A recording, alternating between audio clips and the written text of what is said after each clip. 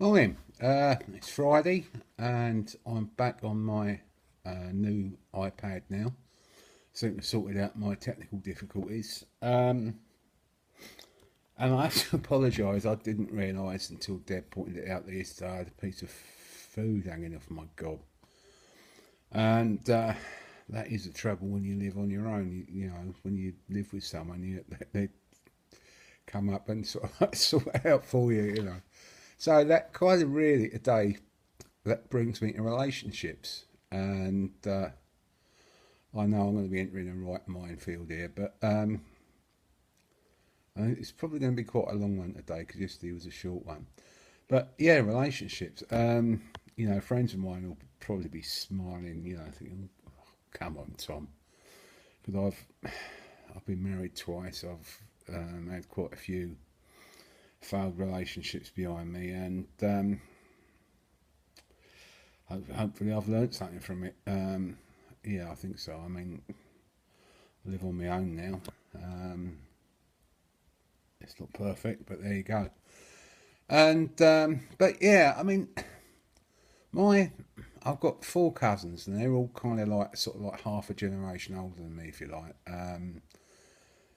Sort of like ranging from 69 to about 65, and they all got married in their 20s, early 20s, and they're all still with their spouses, and you know that was the case right up to the 60s. Now I'm not buying into this thing that all bad things happened in the 60s, and you know that's when everything went wrong, which is like the Margaret Thatcher Daily Telegraph view of things. But I think you know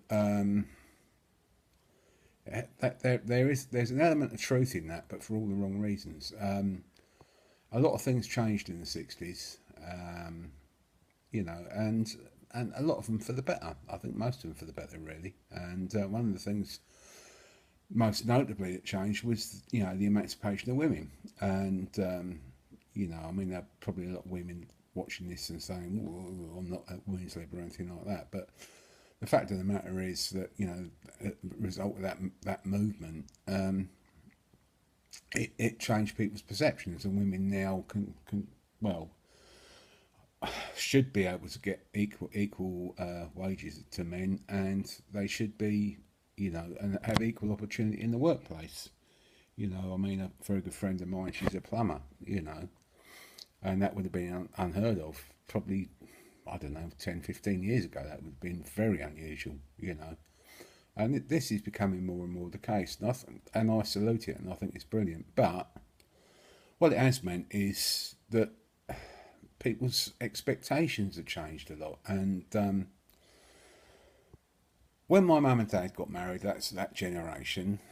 Um, you know, I mean, okay, my dad had been in the forces, but for the most, you know, not notwithstanding the war, most people like went from living in the parental home and getting married and went to and set up home with their new partner, and that was it for the rest of their lives, and that was what they expected. And women expected to be, you know, like the homemakers and to cook and to raise the kids and that sort of thing. And the men were meant to go out and bring home the bacon. And, you know, and that was how it was, and that was how it was since time immemorial. And, you know, but you know, and that you know, some people might look back at that dewy-eyed and with some fondness, and think, well, things were simpler then, and wouldn't it be better if things were like that now? And I say no, no, not at all, because in those days, you know, like because a lot of women suffered a lot of abuse, terrible amount of abuse, and they had no way of getting out of it. Divorce was expensive. It was, well, it still is. If, you know, that was in my experience anyway.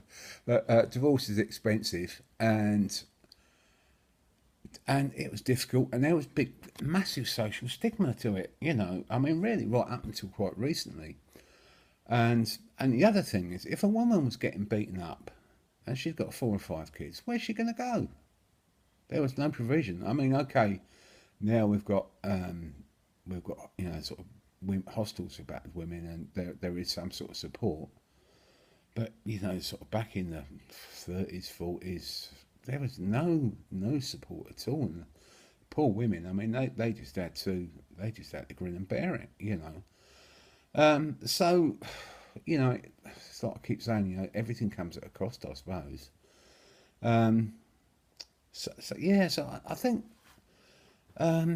it's a difficult one because, you know, yeah, okay, women are now sort of like, you know, sort of go out to work and have expectations, and if things don't work out, well, I think if things don't work out, people quite accept, you know, that you know they'll get divorced. I did one of these online quizzes, you know, where you're given a year and what we're doing in that year.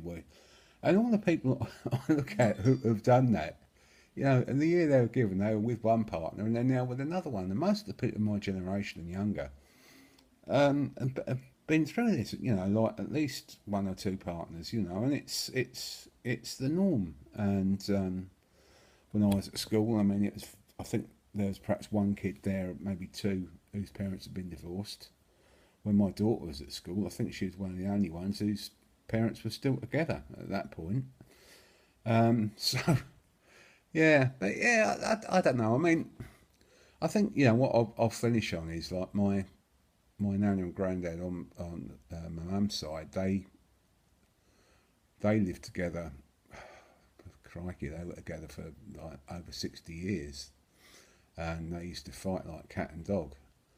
They ran a shop together, so you know they were constantly sort of working together, so that made life challenging.